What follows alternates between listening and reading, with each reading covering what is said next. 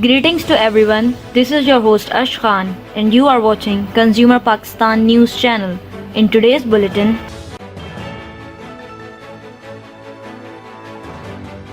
Government announces its decision on lockdown.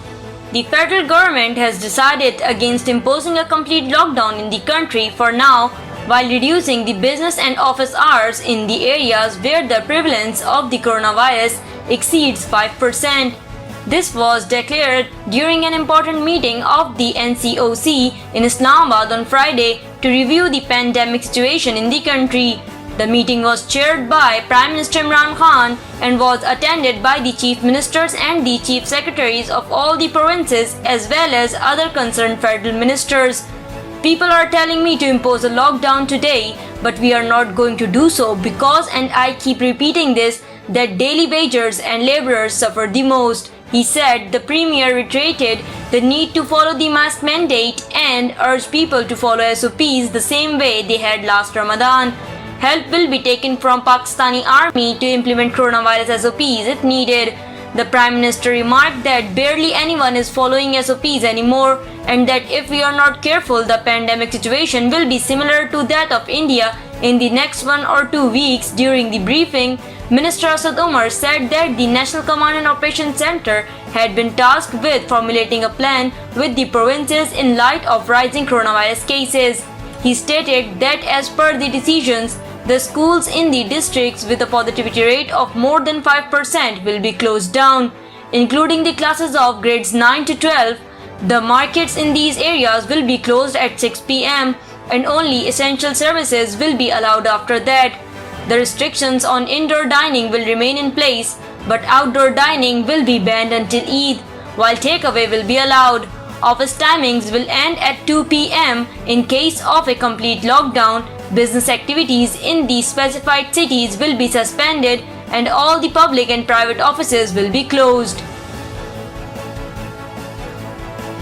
SPI declines 0.40% on week-on-week basis. The sensitive price indicator for the week ended April 22nd recorded a decrease of 0.40% due to decline in the prices of food and non-food items including diesel 2.02% and petrol 1.58%, says the Pakistan Bureau of Statistics. The year-on-year trend depicts increase of 17.68% with most of the items increased. According to the latest data, the SPI went down from 148.80 points during the week ended April 15 to 148.20% during the week under review. The SPI for the consumption groups up to Rs 17,733 from Rs 17,733 to Rs 22,888. Rupees 22,889 to Rupees 29,517, Rupees 29,518 to Rupees 44,175, and above Rupees 44,175 per month decreased by 0.41%, 0.41%, 0.38%, 0.40% and 0.41% respectively. During the week, out of 51 items, prices of 12 items increased 23.53%, 13 items decreased 25.49%, and 26 items remained constant 50.98%, said the PBS in weekly SPI data. Curbs on inbound travelers extended. The Civil Aviation Authority on Friday revised and extended the entry restrictions, temporary ban, and the coronavirus SOPs for all inbound travelers, chartered and private aircraft flights till April 30, 2021. A notification issued by the CAA containing a list of countries was shared by the regulator with 20 countries placed in Category A. It also increased the number of countries in Category C from 22 to 23 due to the spread of the new variant of COVID-19. Pakistan Civil Aviation Authority has extended the travel restrictions for international passengers arriving from Category C countries and only allowed as per guidelines of the NCOC. From the 20 countries in Category A, international travelers do not require COVID-19 test before entry into Pakistan. These countries are Australia, Bhutan, China, Fiji, Japan, Kazakhstan, Laos, Mongolia, Mauritania, Morocco, Myanmar, Nepal, New Zealand, Saudi Arabia, Singapore, South Korea, Sri Lanka, Tajikistan, Trinidad and Tobago and Vietnam. International travelers from countries not specified in Category A required COVID-19 PCR test maximum 72 hours before commencement of travel to Pakistan. Syed Murad Ali Shah urges Centre to ban interprovincial transport. Sindh Chief Minister Syed Murad Ali Shah has said that the detection rate of coronavirus was lower in Sindh than the other provinces during the last 1 month, but now it has started hitting new highs because the interprovincial transport was allowed to operate.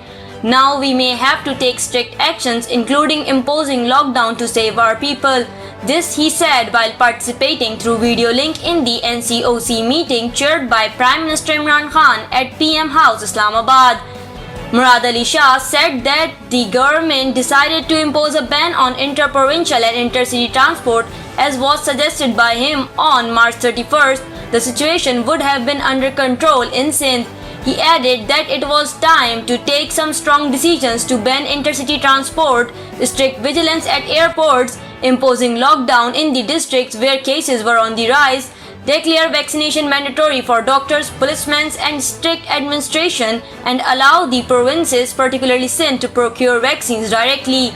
The Prime Minister allowed the Sindh government to purchase vaccines. Earlier, the Chief Minister chaired the Coronavirus Task Force in which the recommendations for the NCOC meeting were firmed up. The meeting had decided to procure coronavirus vaccine in bulk and store it at Dow University Oja campus. ED Foundation offers ambulance service to help India's fight against COVID-19. The ED Foundation has written a letter to the Indian Prime Minister pledging to offer 50 ambulances to aid India's fight against the worsening coronavirus situation. The managing trustee for the ED Foundation, Faisal Edi, wrote the letter himself offering his organization's assistance to India to combat the chaotic health crisis that has been brought on by the catalytic second wave of the pandemic in the country. Pledging to personally facilitate the management of this task, Faisal Edi's letter expressed his assurance that his foundation was not looking to cause any inconvenience.